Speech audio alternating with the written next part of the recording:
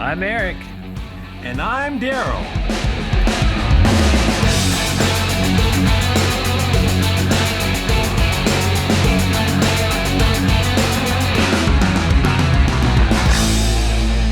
To the E&D Show. The E&D Show. Here we are. So we did a live stream on my birthday that was kind of formatted like this. And ever since then, we had a couple of hundred people online with us at the time. And since then, I thought, this would be a fun kind of maybe regular gig every once in a while. Like once a month. Do just kind of like a sit down and talk. Yeah. I mean, we're on webcams. Darrell, you're in Atlanta. I'm in Huntsville, Alabama. So let's just chat. And maybe if this is interesting to you, you'll definitely learn a lot more about us because we're just going to be chatting about stuff that we like. That's right. So to get started. Yeah. I really like your set. We talked about this before we recorded. It looks like you're in Dracula's castle. You have the candles there and the painting. So what is the painting, by the way? Oh, interesting you should ask. That is... this is Sir Arthur Hazelrig. He is a distant family member from the 1600s. He was a member of Parliament in England, a member of the House of Commons, and he was famous because he was one of the 4 people that King Charles attempted to arrest. But they fled and escaped, and that's kind of what kicked off the English Civil War. Oh. What was his crime?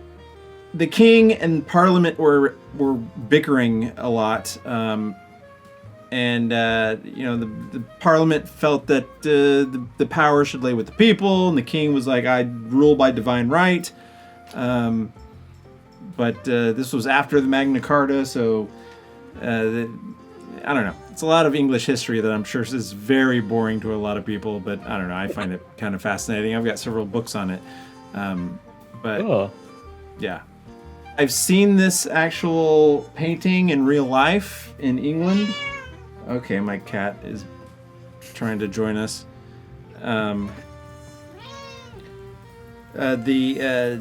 It used to be in the name of the house was Knowsley. And I visited there in 1998 with my parents. They interviewed at the time, Lord Hazelrig. I toured the house, saw the painting.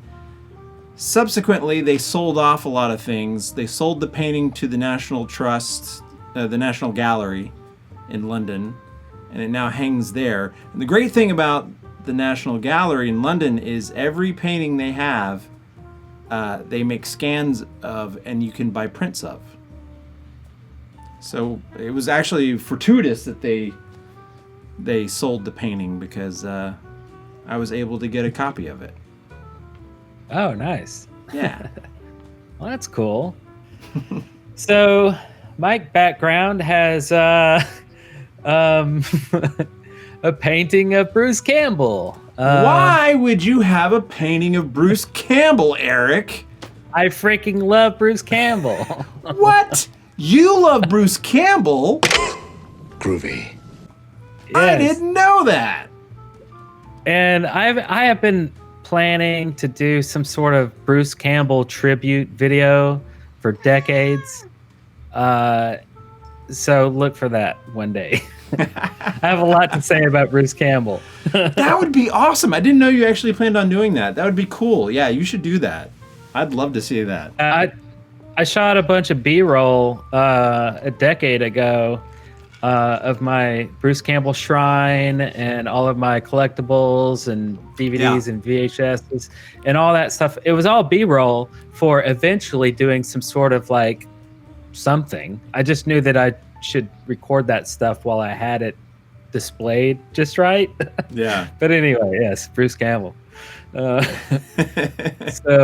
so today on E&D, we're going to be talking about all kinds of stuff.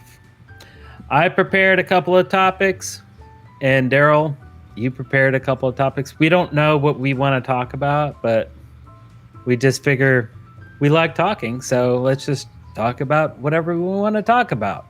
Specifically, the topics that we have prepared. I have a notebook right here with a couple of things written down. Yeah. Crazy. Well, do you want to start with your notebook? It's totally fancy. I just have a Google Doc, so. See, I'm old school when it comes to that. I when it comes to note taking, I like writing on paper with a pen. It's actually better for your brain. The things you write and can construct in the physical world are more meaningful. Mm-hmm. You know, and your brain can focus on it at more of a level than you can just things that are disposable and things that come and go daily. Like I'm always in front of my computer all the time, and data that comes and goes, it does just that. It just comes and goes. You know, but the things that I construct in real life are very few, and if I do, it means a lot to me. I'm a big fan of Post-it notes. Yeah, okay. I've always got a bunch of Post-it notes just laying around. I'll write little notes and stick them on the bottom of my monitor so they hang down right there so I can see them. Yeah. Yeah, like this is a little notepad I had from somewhere. I've got spiral notebooks. I've got probably one in every bag I own. Like there's just notebooks everywhere. That's great. Yeah. So what's on your notepad? I'm so curious. Okay. We'll start simple. We'll start, small anecdotes. So the other day, and by the other day, it's January 14th, which was a Thursday. That was probably like 2 weeks ago now. Okay. So out of nowhere, I get a text. And it is a photograph of the wall of someone's home. And there's a bunch of framed pictures hanging on this wall. Mm-hmm. And under it says, "Working on my family picture wall. Need to rearrange and hang more." And I didn't have this person's name saved. It was just a number.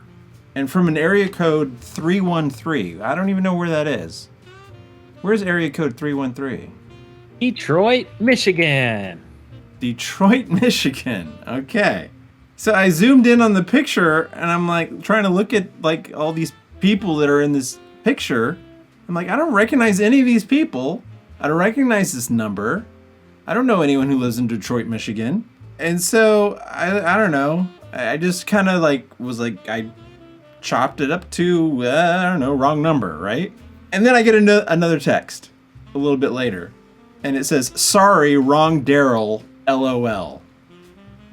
What? That's weird. How would you have another Darrell on another number?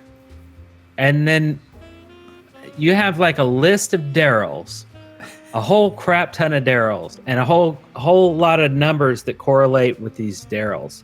And you go down the list, you're like, which Darrell? Oh, wait, okay, let me text this Darrell. Oops, wrong Darrell. You're this Darrell up here in this list. Like, that doesn't make any sense. I could see wrong number, but not wrong Darrell. Yeah, wrong Darrell. So they have my number and they know my name. So my number and name is saved in their phone. So how do I know this? I don't even know who this is. But I don't know. I just responded, "Well, it's coming along nicely regardless. Great job." So I was just because they were very proud of their wall of photos, right? And then they responded. They responded, "LOL, thanks." That's awesome. You didn't go deeper and be like, "So, tell me more about these these people." But wait, there's more. Oh. 2 days later, I get a text from the same number, and it says, "Miss you." What? And Wow. then, again, a little while later, they said, "Again, wrong Darrell."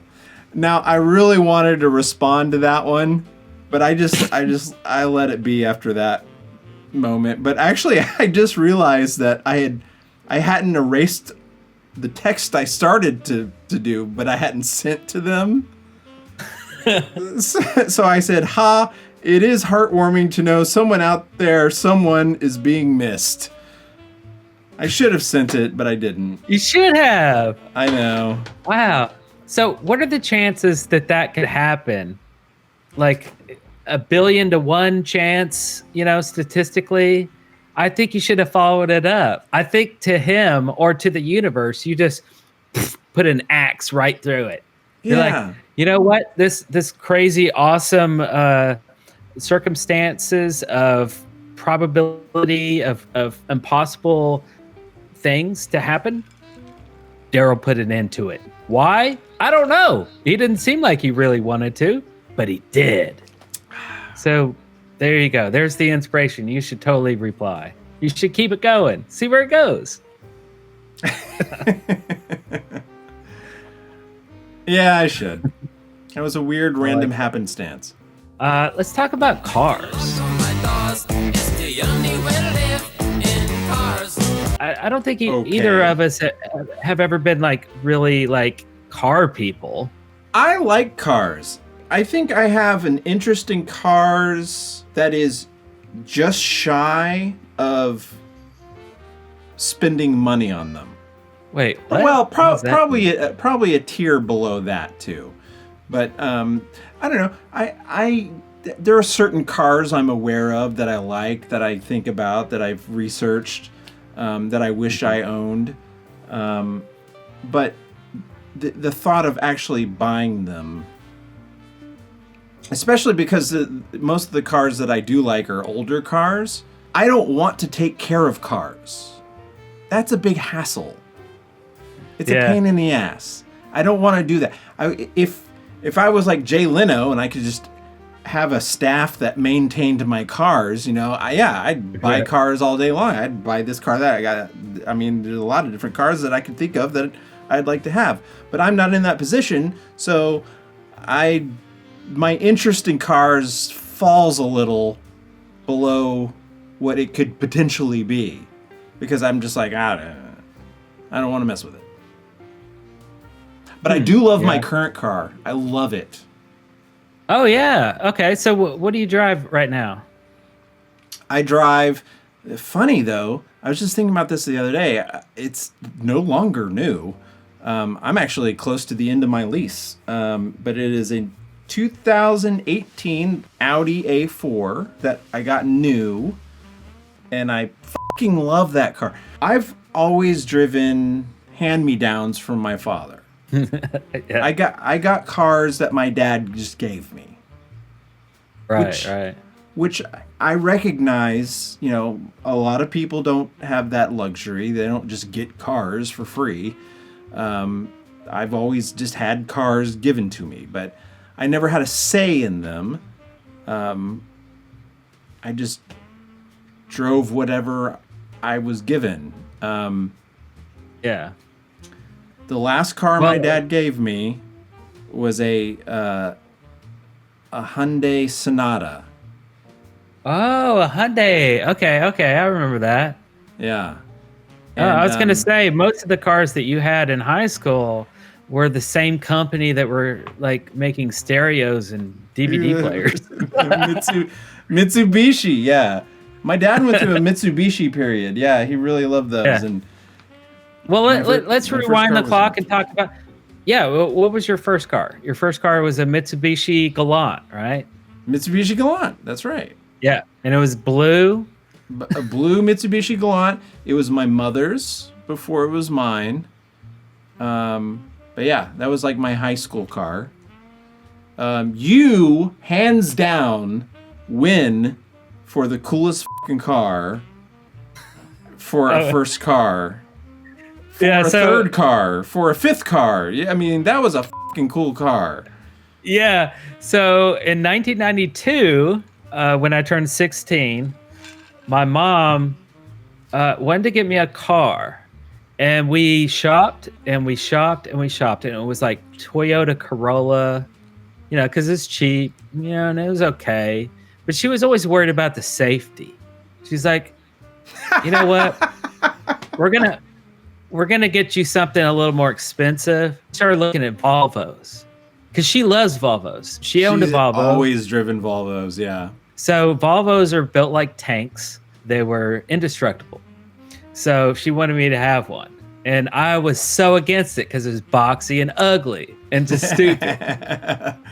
But they have airbags. That was the very first, I don't know if it was the first car that ever had an airbag, but it was very rare. I may be mistaken, but I think Volvo was first in a lot of safety things. And it was a really, really heavy car because all the steel or all the, you know, the reinforcements. So therefore, you'd had to buy a lot more gas. It burned a lot more gas to chug along this heavy car. Although I always loved my mom's cars. I mean, I always liked riding in them. They were always awesome, but I didn't want to drive one, you know? What'd we call your mom's car? The grocery getter. Yeah. The freaking grocery getter. I borrowed my mom's car while we were shopping around for my car. Yeah. And it was the grocery getter. Oh, here's Eric and the grocery getter. And all my friends would pile in. And anyway, so we kept looking at all these cars. And I don't know if I consciously did this, but I wore her down. Or better yet, she got wore down by the process of shopping. And it was just like, oh, God, we just get a car already. So we're on this little, like, weird little used. She was way against getting used cars, too. It had to be brand new, you know, because every little piece can wear out, and that's just not acceptable. You know, for safety, right? I'm a 16-year-old, probably going to be in a wreck because I've never driven before. It's you know, acceptable. But so we're on this used car lot, and I think I probably begged her to go, or maybe she was desperate enough. And we see this awesome, tiny little sports car, a two-seater, the opposite of a grocery getter. You can only put two people in it. T-tops, which is like everybody's dream in the early 90s. And the engine is in the back. It's just so cool, like popping your trunk and it's in the front. You open the front. Actually, it had a rear trunk too. It had a front and a rear trunk. Yeah. Like, who has that? Anyway, coolest car. It sat real low. It was just like, this in my mind was like a Lamborghini. You haven't said what it is. Toyota MR2. There we go. A black one, too. This is my car. Toyota MR2. Yep. Black Toyota MR2 with T-tops. Removable glass T-tops. It's got a T-top, too. You know, at the time, it was like a spaceship. You sit way down, and your console is kind of almost like up here. So you're shifting gears like this. You're like, engine in the back, so you could do donuts. When you do donuts in a rear engine, you can really swing the butt of the car around, and it gets that momentum going.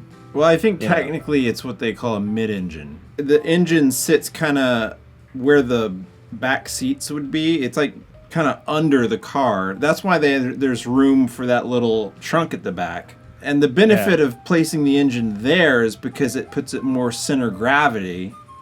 And so there's really no bad tipping point, right? You know, it's just like center mass. It handled like insanely well. The only thing that I had to really compare it to was the grocery getter.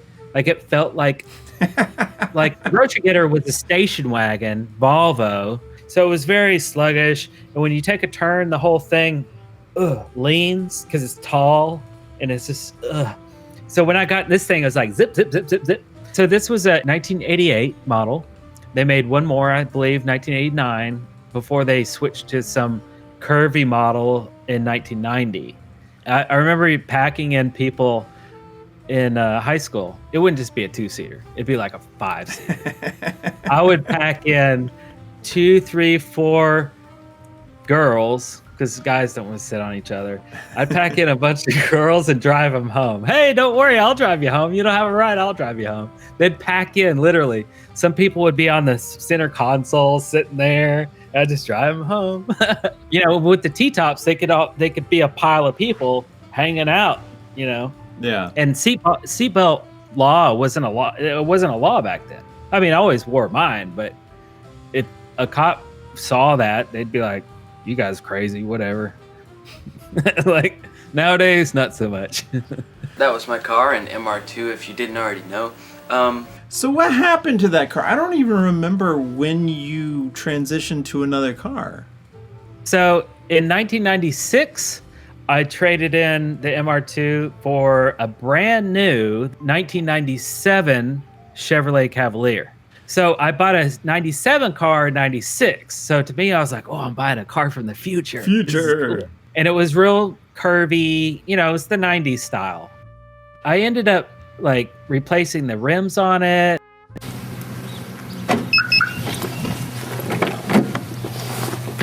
I had car seat covers that were zebra striped. I remember that.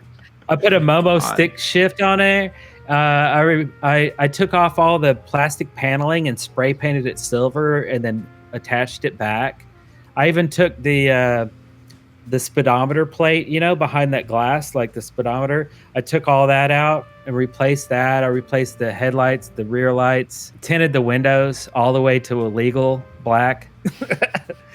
And then I put a bunch of subwoofers in the trunk. I mean, I just went nuts with it. Okay, I don't know why I'm trying to drive and film at the same time, so, yeah. It became a weird hobby, and it was just something to do. But then after that, I got rid of that car because the engine died in it, and I had it replaced. I bought a new engine on eBay. You could buy engines on eBay. They shipped it from New York, and I had it replaced, and then I ran it down again. That engine died. Cranked it out, just wouldn't start. And I let it sit at a hotel parking lot for about a month because I didn't even want to tow it. I was like, I'm just done with this car. I think I did tow it, and it just sat in my home for so long that a random person came up and bought it from me. Anyway, in 2004, my sister, Liz, sold me her VW Jetta for $1. But it was in 1999, and I got it in 2004, so it wasn't that new at the time. But I think she had got a different car, and she wanted to get rid of it, so she's going to give it to me. But for legal reasons, she sold it to me for $1. It was green, dark green. I thought that was weird because I was only used to black cars. But I took it, and you know what the first thing I did to it? The rims. I got rid of the rims. I put new rims on it, bigger rims, better tires. I always go with like 18s or 19s, like real big ones, and then get those real thin, like, racing tires. And then I blacked out the windows again illegally. Always got pulled over by cops. Never got a ticket. They always pull you over, and they're like, well, next time. And I'm like, yeah. Usually you drive by a cop, you just unroll your windows. I didn't have power windows, so I had to like grab each one and roll it down and then let them pass, So I drove that for a while. And then after that, I'm almost done. I've only had 2 more cars after this. After that, another brand new car that I bought myself. 2009 Toyota RAV4. It was the SUV. Yeah. Yeah. Really liked it. It was good. Got to put a lot of film equipment in the back because at the time I was doing a lot of video production and stuff, and it was like actually helpful and useful. I sold that in 2011 and went carless for like 4 years after that. I didn't have a car. I didn't want a car. I can get into that later. I sold my house, sold everything I owned, but I'll get into that later. But like I sold everything, so I just didn't have a car. So I moved to that apartment. You remember that one apartment where I could walk everywhere. On So I just walked everywhere. Yeah. Yeah. And if I needed a ride somewhere, I would just get a ride somewhere. I just had no car. I had a bicycle. I lived on the cheap. Let's just say that. You're not paying for gas. You're not paying for insurance. You're not paying for all this garbage. So it's kind of nice. Plus, like, if you didn't really want to go somewhere, you could just tell somebody, sorry, I don't have a ride. Right? Really enjoyed that for a while until I finally was like, I think I found some reasons that I needed a car. And I think it had to do with video production. And I was like, I need a car, dang it. But it can't be a car. It has to be big because I need to lug a lot of equipment around. So I got on Craigslist. So in 2013, I got a 1999 Plymouth Grand Voyager SE. And I bought it on Craigslist for $700. Wow. And here's the outside of the van. As you can see here, got a little nick there. Makes some noise when you open the door. It's got scratches everywhere all along it for whatever reason. I don't know why. Missing hubcap, but hey, whatevs. There's some nicks in there. And here's some more scratches. And oh my God, weirdos hanging out and everything. It was an awesome beater. It was a trashy thing. The windshield wipers didn't even work. Like, the motor was burned out. Yeah. And it had dents and scratches in it when I bought it. And, I was like, all it needs to do is run. I don't give a crap about what it looks like or anything like that. And it was fine. It's actually kind of amazing that I could get a working vehicle for $700. And it's, so right now it's 199,000 miles, 700 miles or 600 miles to go until it hits the big 200,000. So I sold it for $800. So I made $100 on it. I sold it back on Craigslist for $100 more than I bought it for. That's awesome. My final car is years later in 2016. I bought a black. I'm going back to the black vehicles just because I don't know why I like them. I bought a black Jeep. It's a 2014 Jeep Patriot. Just got a new car. 2014 Jeep Patriot. And I'm driving off the lot right now. It's nice. Never had a Jeep before. Jeep. It's a 2014 it had 14,000 miles on it. And I paid $14,000 for it. And it's a really good vehicle.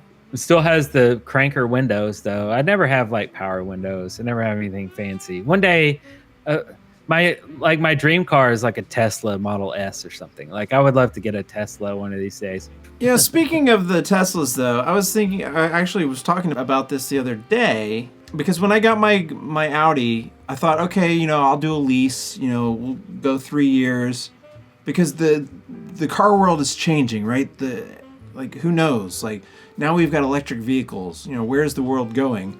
Maybe in 3 years, we'll get an electric car. But we're not ready yet. Not ready yet. I like the Teslas, but I couldn't have one yet. And it's because of the infrastructure and my state of mind. I'd have to have a charger installed in my house, and that just seems like a lot of money. I don't know, money and work, and I don't know. It'd be weird. Yeah. And then just to drive around town, you'd need to know where all the chargers are. And you really have to kind of plan out what you're gonna do to be, to know that you can go somewhere there's a charger nearby and you can stop by and plug it in and blah blah blah, and make sure you have enough charge. And I just realized I don't want to deal with that hassle. I'm not ready to deal with that hassle. Right now, they're really working on battery power. That's the battery longevity is kind of the issue that they're working through.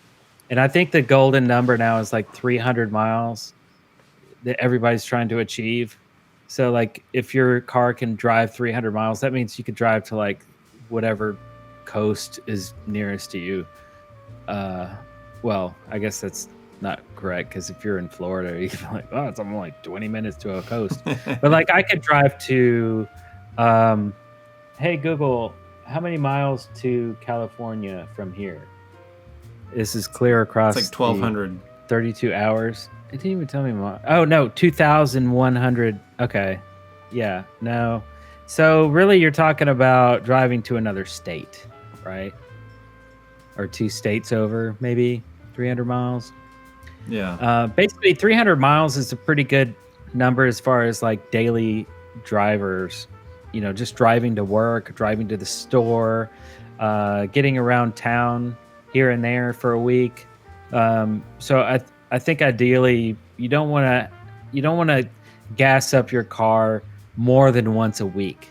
That's ridiculous if you are, because like I have a Jeep, and I only gas up once every, I'd say probably 2 weeks. I'd say probably twice a month I gas up. So if a electric vehicle can gas up twice, like you got to at least meet us on our standard expectations. Then you can work on improving that and blowing our minds. But at least you have to like be equal on, you know what I mean? Like, so our minds can fully accept it. But you are going to have to pitch in like, was it like $2,000 for the charger in your house? Yeah. You know, and if it's outdoors, it's a little weird. So like, you know, having a garage is probably ideal. So, you know, there's a couple of obstacles to work around there. Luckily, I have a garage in this house, but if you don't, it's like, you know, put it inside somewhere and then run a hose out, or is it weatherproof? Can it freeze? Is it okay getting really hot? I don't know. There's a lot of unknowns. Yeah. But man, that interior is slick. And plus you have that fart seat thing. You know, the fart noise that the Tesla has? You can Yeah. So you can hit a button, or you can tell it, I don't know, you can do something, and you can emit a fart sound from whatever seat in the car that you want to. That's it's got cool. A built-in whoopee cushion. Yeah. That is so stupid. I know. Elon Musk, man. He's a genius. And on that note, I think it's time to take a commercial break. I think maybe the last topic of this episode, maybe now we go deep. Ooh. Let's go into the vast beyond. So tell me, Darrell. Yes. What is it that you really want? And broad strokes here, as a human being living on planet Earth, what is it that you really want? And it doesn't have to just be one thing. It could be a couple of things, or it could just be a general statement, something. What is it that you really want in this life experience? A bacon cheeseburger. just a really good bacon cheeseburger. Yeah. Nice. Okay. So in this scenario, you've just gotten what you wanted. You've gotten the bacon cheeseburger with whatever toppings, seasonings that make you the happiest. Mayo and mustard. What else Pickles? is there? What else is there to life that you want? It's easier to get what you want if you specifically know what it is that you want. Throughout my life, I just go about my merry way, and when I see something I like and I get it, I'm like, oh my God, I'm so grateful and happy that I have this thing. But had I known that I wanted it, I could have actually gotten it. I could have gotten it way quicker, and it might have even been more satisfying to get it because I knew what I wanted and I got it. But all through my life, I've just been discovering things that I like. I'm like, oh, wow, this is amazing. I love this thing and I've gotten it. Cool. Well, now I've changed my mode of thinking, and now I have specific wants and needs, and now I'm my objective is to get those things. Anyway, that's the preface. So is this something you ever really thought about? I've always wanted. We've always been struggling to make films and shows and filmed stuff. I don't know. I get so tripped up in all this because it bogs me down. It has bogged me down for many years. But what do I really want? I wanna make movies and TV shows like on a big scale. I want to like in the Hollywood arena. But it's always eluded me. I've never known how to break into. I've been circling that. It's like a castle, you know. It's like there's this big castle called Hollywood, and you can't get in. Other people get in. I don't know how they get in, but I can't get in. And you can't get in unless you know somebody who's already in. But if they're already in, how do you get in? Because you can't meet them to get in because they're inside. It's this weird thing. But yeah, I mean, I would just love to be able to like have my own show on TV and like everyone know it, and you know, do some films that play in theaters. And I mean, it's strange that my goals haven't really changed since I was 12. But yeah, peer respect from peers on a certain level, you know, like, oh yeah, he does good work, and we want to reward him with that good work, with allowing him to do more good work. Because I honestly, like, if I had the opportunity, I would work until the day I die, because I love it. If it's, you know, that kind of work, if it's making stuff. We both share that same need. So really, I guess, really, in essence, what I'm saying is that's what I want to. It's like, I want to touch more people. I want to get the message to the most people that I can, right? Eric, if your goal is to touch more people, you could just become a Catholic priest. Hey-o! I mean... So I have been thinking about this topic for a while.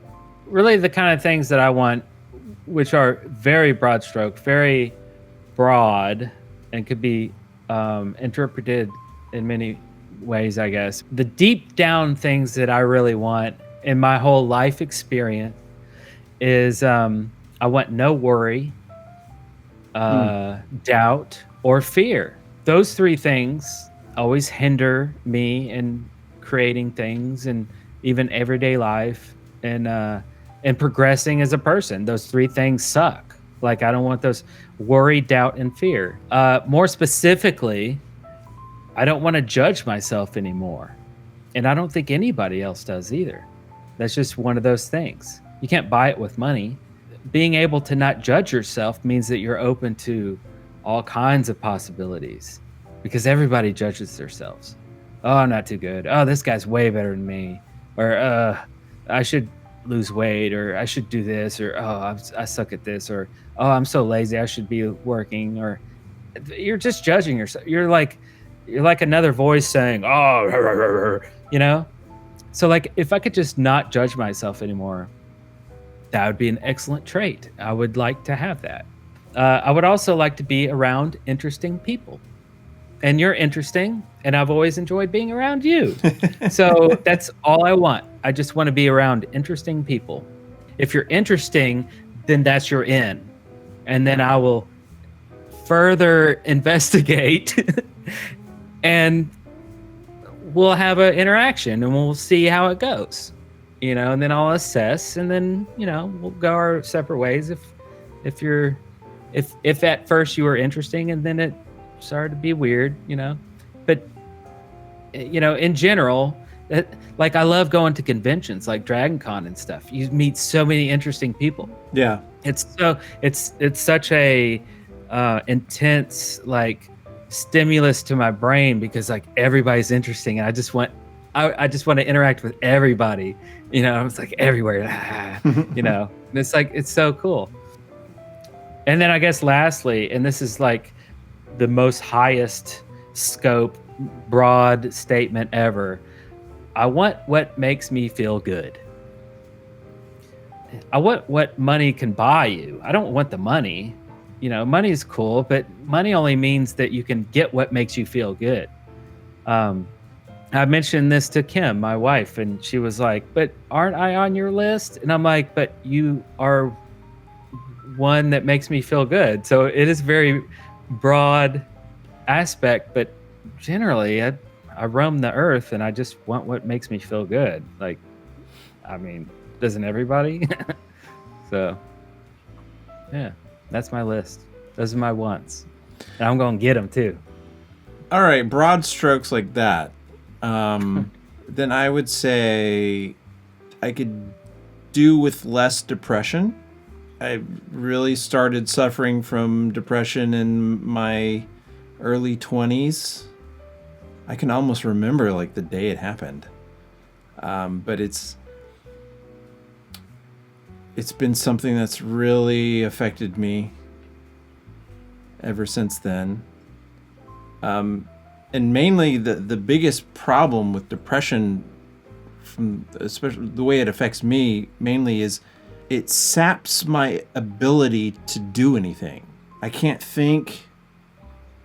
I don't feel sad. I'm not like crying, I can't function. I can't motivate myself to do anything.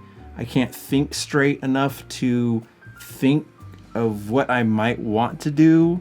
And the best way I've found to deal with it is to just kind of hunker down and let it pass. But then the problem is that time passes and I'm just not doing anything, which then makes me feel a little worse because then I feel like I'm just being lazy and I don't do anything.